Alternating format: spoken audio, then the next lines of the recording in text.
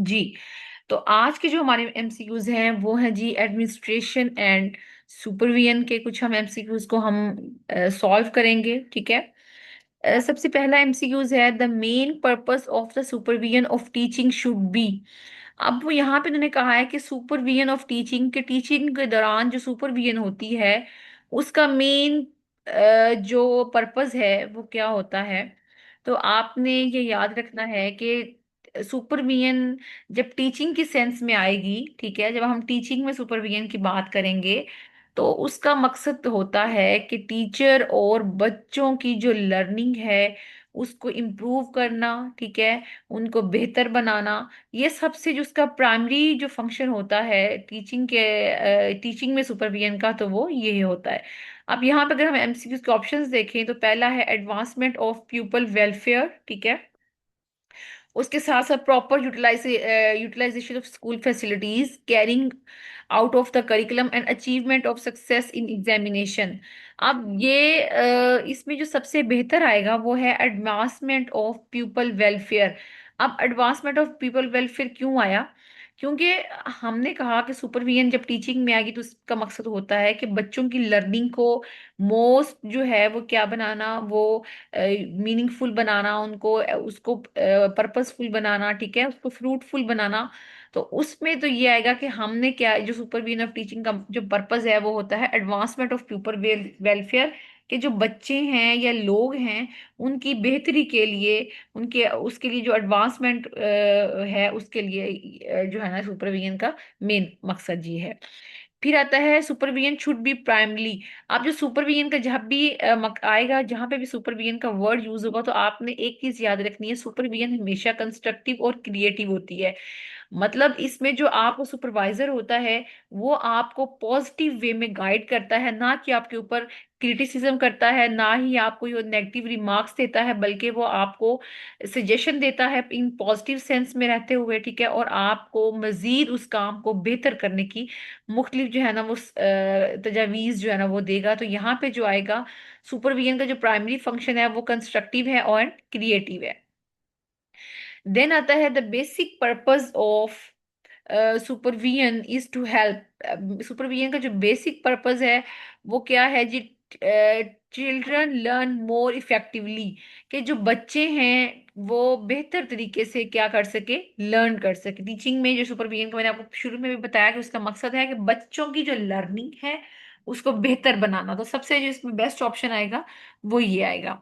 फिर है जी, the elementary school teachers are directly responsible to, वो हेड टीचर होते हैं क्योंकि उनके स्कूल का जो हेड मिस्ट्रेस है या उनका हेडमास्टर है वो 16 स्केल का होता है। देन आता है द क्रिटिसिज्म मोस्ट फ्रिक्वेंटली। जो क्रिटिसिज्म है, ठीक है, उन्होंने इसमें कहा कि most frequently levelled at school administration is that, कि जो क्रिटिसिज्म है जो frequently levelled at school administration तक, तो क्या होता है, they fail to provide leadership.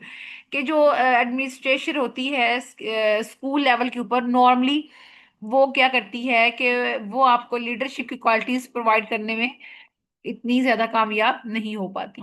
फिर आता है the school headmaster are expected to, school headmasters are expected to, कि वो क्या करें, उनसे क्या एक्सपेक्ट किया जाता है कि वो क्या करें, वो put into operation the course of study.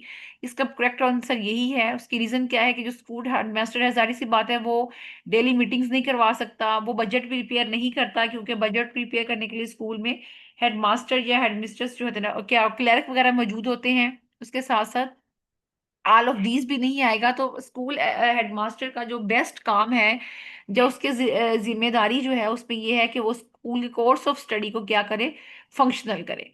फिर है supervisor is one who, supervisor कौन होता है? जो प्रोवाइड करता है फ्रेंडली हेल्प। ये मैंने आपको पहले भी बताया कि सुपरवाइजर हमेशा जो है पॉजिटिव सेंस में आपको हेल्प प्रोवाइड करता है। देन आता है the effective supervision is indicated by, जो इफेक्टिव सुपरविजन है वो इंडिकेट करती है helping teacher becoming more self sufficient. वो टीचर को हेल्प करती है कि वो सेल्फ सुफिशिएंट बने, खुद से जो है ना वो मैक्सिमम तौर पे वो बेहतर अपने आप को बनाए और काम करना शुरू कर दें। देन आता है the school policy should be determined bye, जो स्कूल की पॉलिसी है वो कौन डिटरमिन करता है? वो सिटीजन्स करते हैं, उसके साथ साथ जो एजुकेटर्स होते हैं वो जो है वो क्या करते हैं, इस स्कूल की जो पॉलिसी है उसको डिटरमिन करते हैं। देन आता है the school, the chief responsibility of the principal is, जो प्रिंसिपल हैं उनकी जो चीफ रिस्पॉन्सिबिलिटी है वो क्या होती है कि वो provide leadership in instructional plan, कि जो स्कूल का प्रिंसिपल है वो लीडरशिप का रोल प्ले करता है इंस्ट्रक्शनल प्लान में, कि टीचर ने किस तरह जो है ना वो पढ़ाना है, या स्कूल के अंदर जो लर्निंग प्रोसेस है वो किस तरह जो है उसको कंटिन्यू रखना है। देन आता है indication of democratic attitude is, जो डेमोक्रेटिक एटीट्यूड है वो किस चीज की जो है ना वो इंडिकेशन है? तो वो कहता है कि डेमोक्रेशन, डेमोक्रेटिक का मतलब क्या होता है कि हर बंदा पार्टिसिपेट करे, हर बंदे की कोऑपरेशन हो, हर बंदे की राय ली जाए, और हर बंदा जो है वो इक्वल राइट रखता है कि वो अपनी बात का या अपने जो आइडिया है उसका इजहार कर सके। तो इसमें जो ऑप्शन आएगा D, all of the above जो है वो क्या है जी, करेक्ट है। The history of administration goes back to 5000 BC। जो हिस्ट्री ऑफ एडमिनिस्ट्रेशन है वो कितनी पुरानी है? वो 5000 साल जो है ना वो पुरानी है। एडमिनिस्ट्रेशन मींस, एडमिनिस्ट्रेशन का मतलब क्या होता है? टू लुक आफ्टर, ठीक है। The function of educational administration and management teams, अब वो कहते हैं कि जो फंक्शन है एजुकेशनल एडमिनिस्ट्रेशन का और मैनेजमेंट का वो क्या है, कि एक तो ये है कि वो हमें इंस्ट्रक्शनल टास्क भी प्रोवाइड करता है और नॉन इंस्ट्रक्शनल टास्क भी देता है, और इसमें आएगा both A and B are the correct. वो क्यों? कि हमें जो है मैनेजमेंट के दौरान हम इंस्ट्रक्शनल टास्क, हमने हमने क्लासेस को किस तरह पढ़ाना है वो चीज़ें भी मैनेज करते हैं, उसके साथ साथ नॉन इंस्ट्रक्शनल टास्क मतलब हमने क्लासरूम की जो फैसिलिटीज़ हैं उसके लिए फर्नीचर, रूम्स और हर चीज़ डिफरेंट तरह की जो भी हमें उसको इक्विपमेंट्स चाहिए उसको भी हम क्या करते हैं, उसको पूरा करते हैं। इसलिए इस इन दो ये बोथ क्या है, इसके फंक्शंस हैं। फिर है provision of good educational environment is, provision of good educational environment क्या होता है? इंस्ट्रक्शनल टास्क आएगा, कि हम एजुकेशनल इन्वायरमेंट के जब अच्छा माहौल प्रोवाइड करते हैं इसको हम कहते हैं इंस्ट्रक्शनल टास्क, ताकि हमारी जो क्लास की इंस्ट्रक्शन है वो बेहतर हो सके। फिर है जी arrangement of physical resources, class में फिजिकल ऑब्जेक्ट्स प्रोवाइड करना, चेयर टेबल क्लासरूम्स फैन, ठीक है, इस तरह की चीजें, तो ये क्या आ जाएगा? नॉन इंस्ट्रक्शनल टास्क आ जाएंगे। फिर है the main types of administration are, administration की मेन 3 टाइप्स हैं, डेमोक्रेटिक, ऑटोक्रेटिव, ऑटोक्रेटिक है और लेजियस फेयर है। देन आता है what is not a type of administration, इनमें से एडमिनिस्ट्रेशन की टाइप कौन सी नहीं है? तो इंस्ट्रक्शनल एडमिनिस्ट्रेशन नहीं होती। Which is the characteristics of authoritative administration, authoritative administration की करेक्टरिस्टिक इसमें से कौन सी नहीं है? मैंने आपको बताया था जो अथॉरिटेटिव होता है वो क्या करता है, वो जो है वो बड़ा रूड होता है, वो उसके स्ट्रिक्ट रूल्स एंड रेगुलेशंस होते हैं, और वो दूसरों के साथ कोई भी चीज़ या उनकी दूसरों की राय नहीं लेता, शेयरिंग नहीं करता, बल्कि दूसरों को क्या करता है वो सप्रेस करता है। इसमें से जो सबसे इसकी जो करेक्टरिस्टिक जोन सी नहीं है वो है शेयरिंग, क्योंकि वो शेयरिंग नहीं करता। फिर autocratic authoritative administration is based on, ये बेस करती है डिक्टेटरशिप में, कि इसमें सिर्फ और सिर्फ जो भी जो जो बंदा है वो क्या करता है, वो सिर्फ और सिर्फ डिक्टेट करता है। अब डेमोक्रेटिक एडमिनिस्ट्रेशन वो किस पे बेस करती है? वो म्यूचुअल शेयरिंग पे करती है, इसमें वो सबकी राय लेता है, ठीक है। लेजियस फेयर एडमिनिस्ट्रेशन किस पे बेस करती है? नॉन इंटरफेरेंस, उसको कोई फर्क नहीं पड़ता, जो मर्जी होए, जो मर्जी कोई आए जाए, कोई काम करे ना करे, जो कुछ होता है वो कहता है होने दो। अच्छा, देन आता है boss is right is the feature of, कहता है कि बॉस हमेशा राइट है, ये किसका फीचर है? अथॉरिटेटिव एडमिनिस्ट्रेशन का, कि वो कहता है कि जो मैंने कहा है बस वही ठीक है। फिर है respect of opinion is the feature of, respect of opinion जिसमें हम दूसरों की राय का इजहार करते हैं, तो वो किस में करते हैं? वो हम डेमोक्रेटिक एडमिनिस्ट्रेशन में करते हैं। फिर आता है sense of responsibility is not cared in, sense of responsibility की केयर किस में नहीं की जाती? लेजियस फेयर में। लेजियस फेयर में जो आपका जो एडमिनिस्ट्रेटर है वो जिम्मेदार नहीं होता, बल्कि वो क्या होता है, वो लेजी होता है, वो कहता है जो कुछ हो रहा है बस होने, जैसे चल रहा है इसको चलने दो। Literal meaning of supervision is, supervision का लिटरल मीनिंग क्या है? सुपीरियर नॉलेज एंड पावर, जिसके पास नॉलेज भी ज्यादा हो और पावर भी ज्यादा हो इसको हम कहते हैं supervisor. Supervision is not to control the teacher but to work cooperatively. ये किसकी सेइंग थी? ये हॉय एंड फॉरसिथ की थी। उसने कहा कि सुपरविजन जो है इसका मतलब ये नहीं है कि आप टीचर को कंट्रोल करें, बल्कि सुपरविजन ये होती है कि आप उसके साथ मिलकर कोऑपरेटिवली काम करें। फिर ये कहते हैं who said supervision is the set of services and process for teacher development, ठीक है, to attain goals of schools. ये कहा था ग्लेथॉन ने, ठीक है, कि जो स्कूल है, जो सुपरविजन है, वो सेट ऑफ सर्विसेज होती हैं जो किसी भी टीचर की डेवलपमेंट या गोल्स को अटेन करने के लिए इस्तेमाल की जाती हैं। अच्छा, फिर आ जाता है in teaching learning process supervision is usually carried out by. Supervision कौन करता है? वो स्कूल के अंदर जाहिर सी बात है प्रिंसिपल करता है, ठीक है। Assessment of how well a school is performing, ये क्या होगी? ये इंस्पेक्शन होगी, कितना अच्छा स्कूल चल रहा है, इसको हम कहते हैं जी इंस्पेक्शन।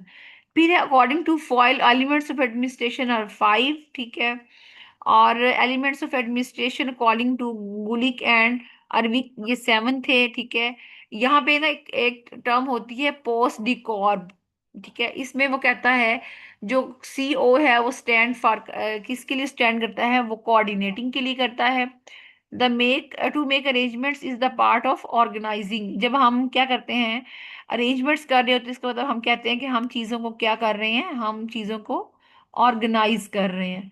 तो इसको हम कहते हैं जी ऑर्गेनाइज करना। एक मिनट, ठीक है। अच्छा जी, उसके बाद आता है 36 वाला, हम 35 वाला देखेंगे। कहते हैं execution of plans and decision is the part of commanding. जब आप अपने प्लान को एग्जीक्यूट करते हैं, एग्जीक्यूट का मतलब है कि आपने जो प्लान बनाया था अब आप उसके ऊपर काम कर रहे हैं, तो आप डिसीजंस ले रहे हैं, इसका मतलब है आप कमांड कर रहे हैं, ठीक है। तो इसको हम कहेंगे कमांडिंग। फिर है जी to bring harmony among all the elements of programme.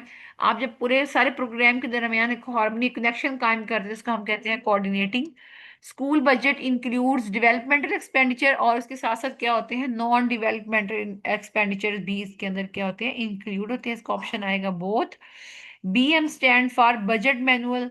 Non development budget में क्या होता है, सैलरीज होती हैं, रनिंग एक्सपेंडिचर होते हैं, और मेंटेनेंस ऑफ बिल्डिंग शामिल होती है, ठीक है। और न्यू लाइब्रेरीज या लेबोरेटरीज किसके अंदर आएंगी? वो डेवलपमेंटल बजट में आएंगी। Leadership is the ability to influence, to motivate, to achieve organizational goals. तो all of these are correct. Then आता है staff development means. Staff development का मतलब क्या होता है? ट्रेनिंग स्टाफ के, स्टाफ को क्या करना? ट्रेन करना, ठीक है। Selecting one course of action among various alternatives. जब हम बहुत सारे चीजों में से किसी एक को सिलेक्ट करते हैं, इसका मतलब हम क्या कर रहे हैं? हम डिसीजन मेकिंग कर रहे हैं। Who is the father of scientific management theory? तो फ्रेडरिक टॉयलर जो था वो साइंटिफिक मैनेजमेंट थ्योरी का फादर उसको कहा जाता है। फिर आता है जी father of operational management theory. Operational management theory को मॉडर्न थ्योरी भी कहते हैं, जो हेनरी फॉयल है, ठीक है, वो किसका फादर है? ऑपरेशनल मैनेजमेंट थ्योरी का। और ऑपरेशनल मैनेजमेंट थ्योरी का दूसरा नाम क्या है जी? Modern theory. फिर है जी all government grants and expenditures are maintained in. जितनी भी ग्रांट्स हैं और एक्सपेंडिचर हैं वो किसके अंदर मेंटेन की जाती हैं? कैश रजिस्टर के अंदर मेंटेन की जाती हैं, ठीक है। उसके साथ साथ वो कहते हैं in case of GP fund advance the number of instalments for refunding. जब आप अपने स्कूल में, आप कोई भी गवर्नमेंट सर्वेंट है वो अपना जीपी फंड एडवांस ले लेता है, तो 24 इंस्टॉलमेंट्स बनाई जाती हैं जिसके अंदर उसने अपना वो जीपी फंड जो है वो क्या करना होता है? रिटर्न करना होता है। देन है developing alternatives is a set of. जो ऑल्टरनेटिव्स डेवलप करना, इसके ये हम किस में करते हैं? प्लानिंग में करते हैं। How fund is given in a given period will be obtained and spend. Funds जो हैं वो जो एक खास पीरियड में दिए जाते हैं या उनको स्पेंड किया जाता है, उसको हम क्या कहते हैं जी? बजट। ACR मींस, ACR का मतलब क्या होता है? Annual confidential report. Annual confidential report को क्या कहते हैं जी? ACR कहते हैं। देन आता है type of supervision encouraging variety, originality and independent experimentation is creative. Type of ऐसी सुपरविजन जो इनकरेज करे वैरायटी को, नई नई चीजों को ओरिजिनेट करने के लिए उनको मोटिवेट करे, और इंडिपेंडेंट एक्सपेरिमेंट उसको हम कहते हैं, ऐसे सुपरविजन को हम कहते हैं क्रिएटिव है, वो नई चीजों को क्रिएट करने की कोशिश कर रही है। फिर कहते हैं हु एडवोकेट ब्यूरोक्रेटिक थ्योरी, तो मैक्स वेबर जो है उसने कौन सी थ्योरी दी थी, उसने ब्यूरोक्रेटिक थ्योरी को दिया था। फिर है जी directing must be consistent with, जो डायरेक्टिंग है वो कंसिस्ट करती है ऑर्गेनाइजेशनल पॉलिसीज को बनाना, प्रोसीजर्स को और जॉब डिस्क्रिप्शन को। तो ये सारे क्या होंगे जी इसमें, करेक्ट हैं। In case of new recruitment the probation period is, जब आप नई रिक्रूटमेंट होती है, ठीक है, तो उनके जो प्रोबेशन पीरियड होता है वो कितना होता है, वो 3 साल का होता है। अच्छा जी। देन आ जाता है the power delegated throughout an organisation, जब आप पावर है उसको डेलीगेट कर देते हैं, दूसरों में डिवाइड कर देते हैं, इसको हम कहते हैं डिसेंट्रलाइजेशन। और जब हम पावर अपने पास रखते हैं उसको हम कहते हैं सेंट्रलाइजेशन। अब कहते हैं the father of modern theory, ये मैनेजमेंट थ्योरी, इसको हम कहते हैं हेनरी फॉयल, ये हमने पीछे भी पढ़ा था, इसका दूसरा नाम क्या है मॉडर्न थ्योरी का, वो हमने पढ़ा था ऑपरेशनल मैनेजमेंट थ्योरी भी इसको बोलते हैं। फिर आता है जी the smallest interacting part of a system, जो सबसे छोटे से छोटा इंटरेक्टिंग पार्ट होता है किसी भी सिस्टम को, उसको हम कहते हैं कंपोनेंट। अच्छा, which pension is granted to civil servant who retired in the age of 60, जो 60 साल की उम्र में रिटायर्ड होता है उसको कौन सी पेंशन ग्रांट की, उसको सुपरनेशन कहते हैं, सुपरनेशन कहते हैं, ठीक है। देन आता है all financial transaction of the school accruing from day to day is entered in, जो हमने पहले भी एमसीक्यू किया कि जितनी भी ट्रांजैक्शन जो डेली बेसिस पर नोट डाउन की जाती है वो किसके अंदर की जाती है, इनका रिकॉर्ड मेंटेन किया जाता है कैश बुक के अंदर।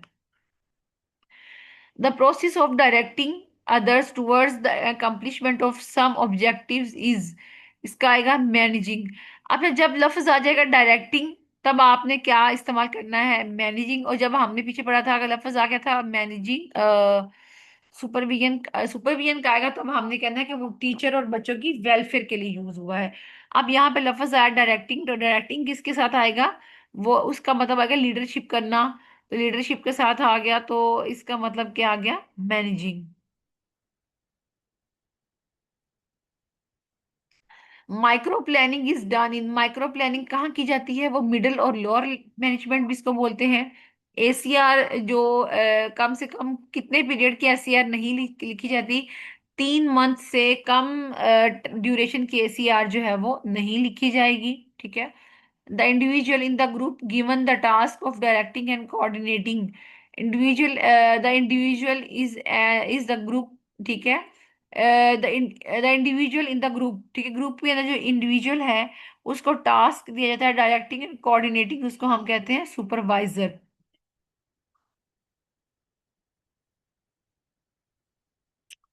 ठीक है। फिर आता है जी a choice made between two और मोर अल्टरनेटिव, जब आप दो से ज्यादा आप चीजों में से आपने एक सिलेक्ट करनी है, जिसको हम कहते हैं decision. Cash book is maintained by deputy DDO या डीडीओ, ठीक है। उसके बाद है authoritarian model is more suitable for discipline, authoritarian या अथॉरिटेटिव मॉडल हम कब यूज करते हैं, जब हमने डिसिप्लिन को मेंटेन रखना होता है। टीचर सैलरीज और जो अलाउंसेस हैं वो कलेक्टिवली कहाँ पे लिखे जाते हैं, वो एक्विटेंस रोल में लिखे जाते हैं, ठीक है। To motivate the other to achieve certain goals, इसको हम कहते हैं leading. A programme of activities which is design to attain educational ends is curriculum. Then आता है जी सुपरनेशन या जो रिटायरमेंट है, कहाँ चला गया, अच्छा, एज इन पाकिस्तान, 60 साल की एज जो है वो पाकिस्तान के अंदर है रिटायरमेंट की। Pension is given to retirement after the service of, 25 साल की उम्र के बाद आप रिटायरमेंट ले सकते हैं और आपको पेंशन मिलती है। देन आता है person who possess qualities of leadership, उसको हम कहते हैं लीडर, ठीक है। The process of making judgment is called evaluation. Teacher, the characteristics of good planner are, एक अच्छा प्लानर ऑप्टिमिस्टिक भी होता है, मोटिवेटर भी होता है और प्रोसीजर को फॉलो भी करते हैं, इसको हम कहते हैं all of them. What does E and D rules mean, E and D मतलब होता है efficiency and discipline rule. ADP is an abbreviation of annual development program. Education in Pakistan is the responsibility of which government under devotion of power to district. अच्छा, अब यहाँ पे बात हुई है education in Pakistan is the responsibility of which government. अब जब government की बात होगी तो डिस्ट्रिक्ट आएगा। इसके साथ इसी तरह जब बात होती है सिलेबस की, तो वो मेरे ख्याल में फेडरल आएगा। फेडरल जो है वो हमारा सिलेबस तय करता है। तो अब यहाँ पे बात हुई है गवर्नमेंट की, तो गवर्नमेंट किस चीज़ को जो एजुकेशन के अंदर जो है जो रिस्पॉन्सिबिलिटी है गवर्नमेंट की, वो किसकी पावर है। रेवोल्यूशन, हर डिस्ट्रिक्ट की अपनी अथॉरिटी है, वो एजुकेशन अपने सेक्टर को क्या कर सकता है, उसको मेंटेन कर सकता है। देन आता है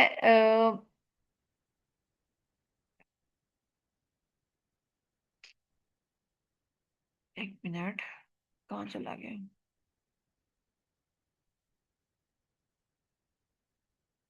ठीक है। The power is concentrated in the hands of one और फ्यू पीपल। जब जो पावर है वो एक या दो लोगों के हाथ में रहती है तो उसको हम कहते हैं सेंट्रलाइजेशन। लेकिन जब पावर उसको वो दूसरे लोगों में डिवाइड कर देते हैं उसको हम कहते हैं डिसेंट्रलाइजेशन।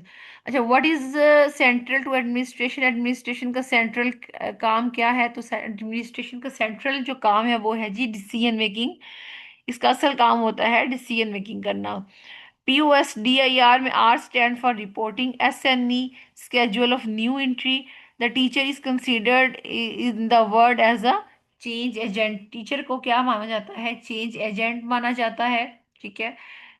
उसके साथ साथ the level of school administration can best be जज थ्रू। स्कूल के अंदर जो लेवल ऑफ एडमिनिस्ट्रेशन है उसको जज किया जाता है लर्निंग आउटकम्स के जरिए। ठीक है। Acquittance roll is used for salary disturbance डिस्टर्स डिस्टर डिस्ट्रीब्यूशन। ठीक है, डिस्ट्रीब्यूशन के लिए। फिर है the degree to which organisational process contribute to productivity is. ठीक है, जो डिग्री है किसी भी ऑर्गेनाइजेशन या रिसोर्सेज की कि वो कंट्रीब्यूट करे प्रोडक्टिविटी को, तो उसको हम कहते हैं efficiency. Are transaction should be entered in which register. तो कैश बुक के अंदर जो है तमाम की तमाम ट्रांजेक्शन उनको एंटर किया जाता है।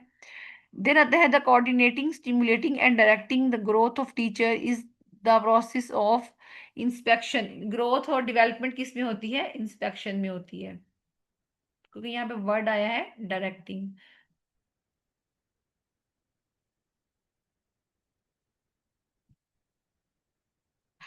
अच्छा जी, the concept of inspection was first introduce in England. England के अंदर सबसे पहला टाइम जो कॉन्सेप्ट है एडमिनिस्ट्रेशन का वो यूज किया गया था। Budgeting is an estimation of income and expenditure. Budgeting में आप क्या करते हैं? आप इनकम और एक्सपेंडिचर का सारा क्या करते हैं? आप इन्हें हिसाब करते हैं। The authorize person of staff performance is head teacher. ठीक है।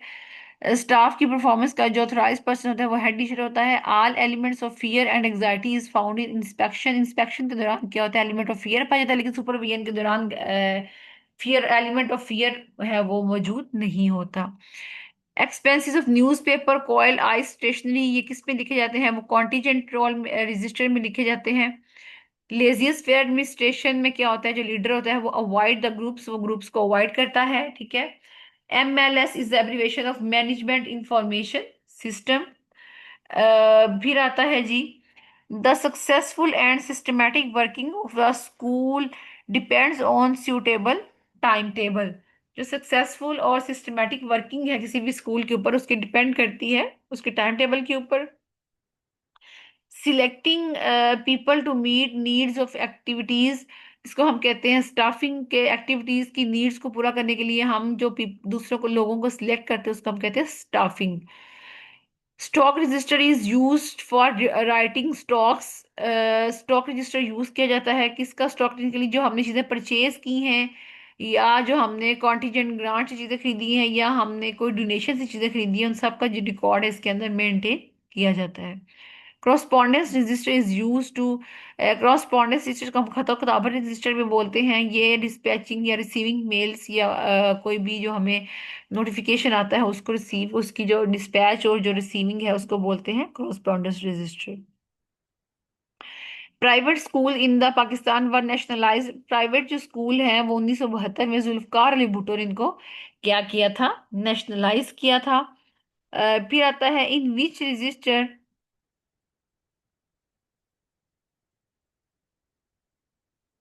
in which register remarks are written when a student is commanded for a special merit or report or punished for misbehavior, तो उसको हम कहते लिखते हैं कंडक्ट रजिस्टर के अंदर। जब हमें कोई स्पेशल बच्चे को कमांड देनी होती है, कोई रिपोर्ट लिखनी थी, उसके मिसबिहेवियर के लिए कुछ पनिश करना होता है, तो हम उसके जो है कंडक्ट रजिस्टर उसके अंदर इसको हम क्या करते हैं, नोट डाउन करते हैं। फिर आता है जी the determination of human and material resources for successful management is planning, के जब हम सक्सेसफुल जो मैनेजमेंट करते हैं मटेरियल्स की और जो हम रिसोर्सेज को डिटरमिन करते हैं, तो हम क्या करते हैं, हम उसके अंदर प्लानिंग करते हैं। फिर आता है inspection officers of education department pen down the particular merits demerits and views in log book. जब आपके स्कूल में कोई टीम आती है, ठीक है, एजुकेशन डिपार्टमेंट की, तो वो जो आपके स्कूल के बारे में मेरिट्स या डिमेरिट्स जो कोई भी रिपोर्ट लिखता है, तो वो आपको किस में लिखेगा, वो लॉग बुक में लिखेगा। लेकिन अदर देन कोई एजुकेशन डिपार्टमेंट, कोई और ऑफिसर जो आप किसी अदर डिपार्टमेंट के ऑफिसर जो है वो आपके स्कूल को विजिट करते हैं, तो वो जो कुछ लिखेंगे कोई भी उसके बारे में व्यूज, तो वो लिखेंगे विजिटर बुक में।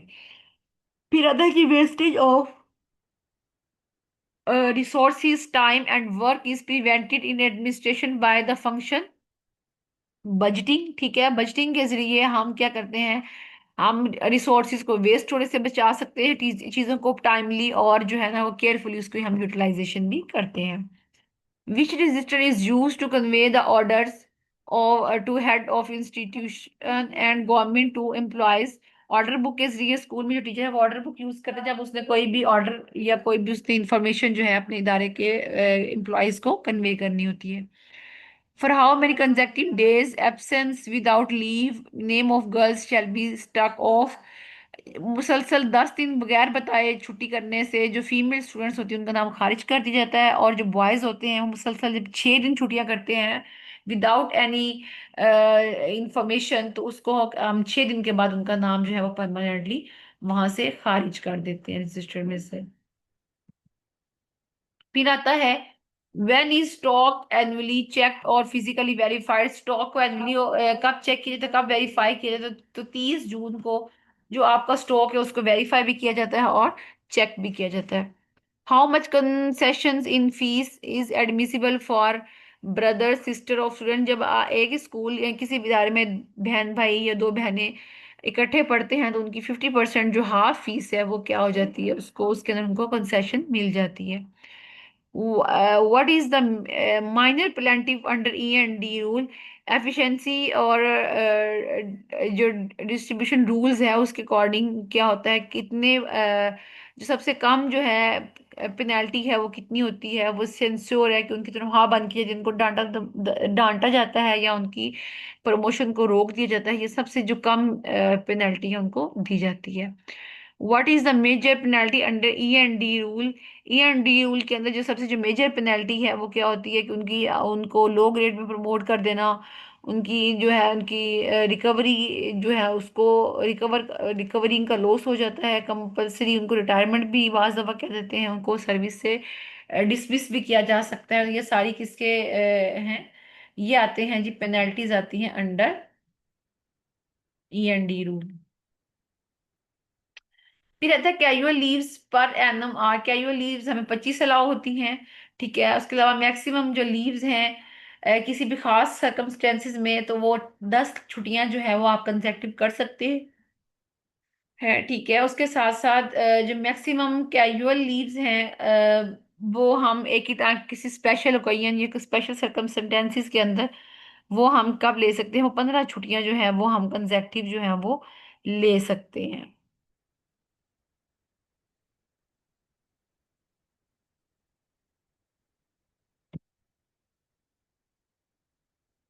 These the earned leaves that a civil servant in vocational department can avail per month one। जो वोकेशनल डिपार्टमेंट जिनको गर्मियों छुट्टियां की छुट्टियां होती हैं उनको कहते हैं वोकेशनल डिपार्टमेंट के लोग, उनको कितनी छुट्टी होती है, अर्न लीव एक मिलती है। लेकिन जो नॉन वोकेशनल डिपार्टमेंट हैं जिनको छुट्टियां गर्मी की सर्दियां नहीं होती, जिस तरह जिसमें हेडमास्टर क्लैरिक और जो हमारा बाकी C4 का स्टाफ होता है वो शामिल होता है, उनको हम कहते हैं नॉन वोकेशनल डिपार्टमेंट। उनको महीने में 4 जो है वो अर्न लीव मिलती हैं, ठीक है। Who belong to vocational department, vocational department से कौन लोग बिलोंग करते हैं, टीचर्स करते हैं। और नॉन वोकेशनल से क्लर्क, हेड ऑफ इंस्टीट्यूशन या ग्रेड 4 के जो सर्वेंट है वो इससे रिलेट करते हैं।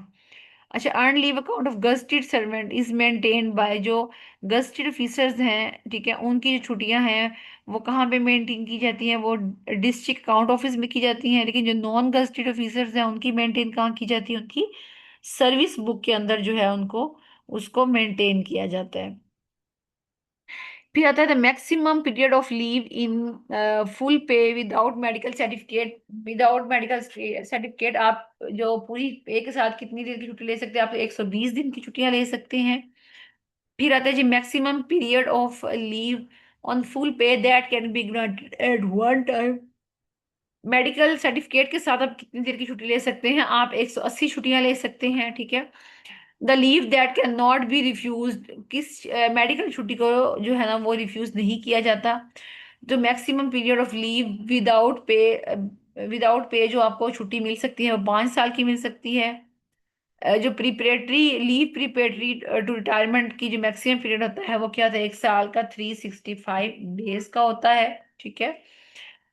फिर आता है जी the condition for leave encashment is, leave encashment के लिए आपकी जो सर्विस है उसकी 30 ईयर सर्विस और सरेंडर एलपीआर जो है ना, दोनों कंडीशंस के अंदर क्या होता है, उनको लीव इनकैशमेंट दी जाती है। Period of maternity leave 90 days होता है। मैटरनिटी लीव जो है वो अवेल कर सकते हैं नॉन वोकेशनल डिपार्टमेंट वाले कितने टाइम, कितनी दफ़ा can be availed bye ladies in non vocational department, ये 4 दफ़ा, लेकिन ये जितनी दफ़ा भी हो वो उसको ले सकते हैं, लेकिन 4 टाइम्स आप कह सकते हैं। How many times maternity leave can be availed by female servant in vocational department, vocational department में जब उनको चाहिए हो उतनी दफ़ा वो ले सकते हैं। The period of study leave for the degree of doctorate, doctorate या पीएचडी करने के लिए हमें जो स्टडी लीव की छुट्टी मिलती है वो 3 साल का जो है ना वो टाइम हमें दिया जाता है। फिर आ जाता है जी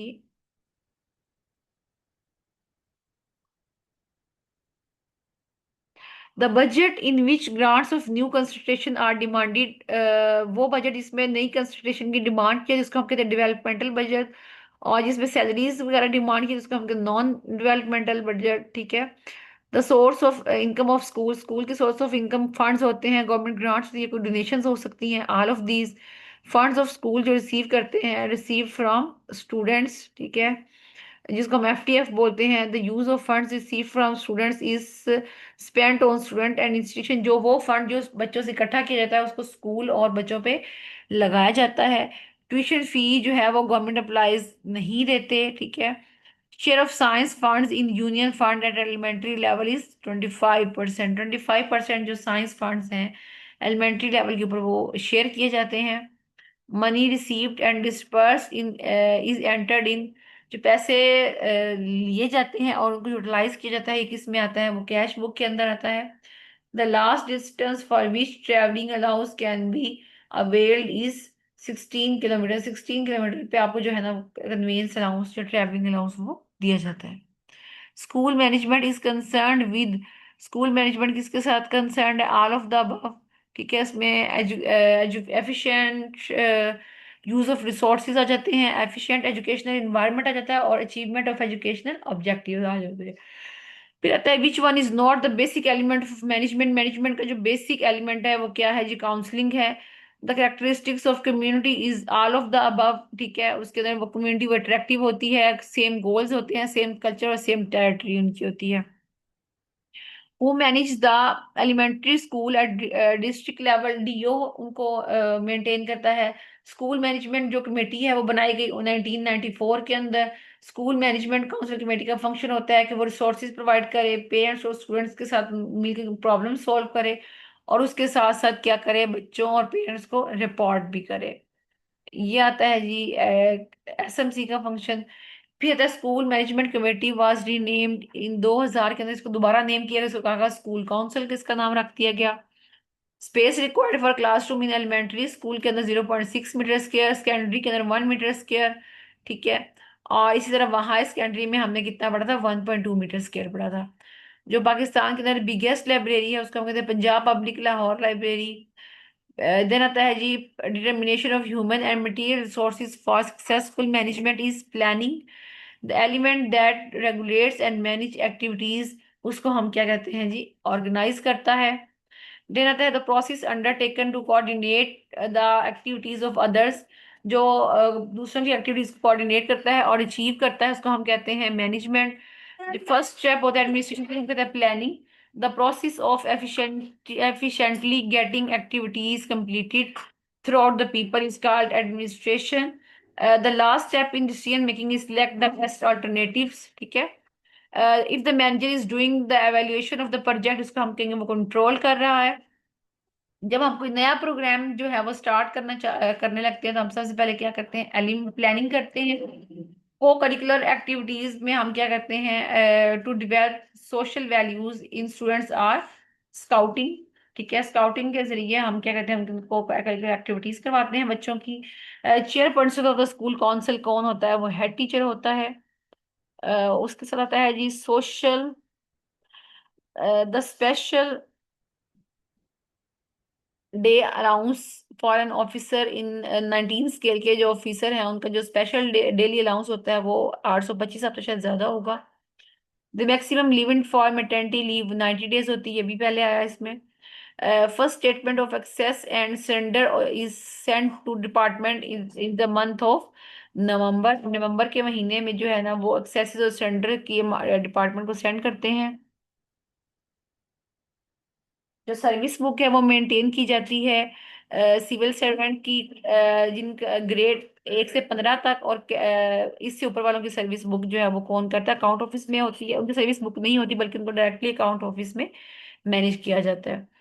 cash book should be return daily लिखी जाती है। Time table of the school depend करता है स्कूल के वर्किंग आवर के ऊपर। ठीक है। मैरिज ग्रांट जो है वो रिसीव की जाती है after the 90, with in 90 days after the marriage. ठीक है। उसके साथ स्टडी लीव जो दी जाती है वो 5 साल की दी जाती है। कैश बुक जो कौन इनिशिएट करता है, वो डीडीओ करता है। ले ऑफ एन एम्प्लॉय का मतलब होता है कंपल्सरी रिटायरमेंट दे देना। Job specifications being description of job. Generally primary school timing is, primary school की जो टाइमिंग होती है वो 5 से 6 घंटे होती है। After devotion the post created to control education district level, तो ये डीईओ या ईडीओ होता है।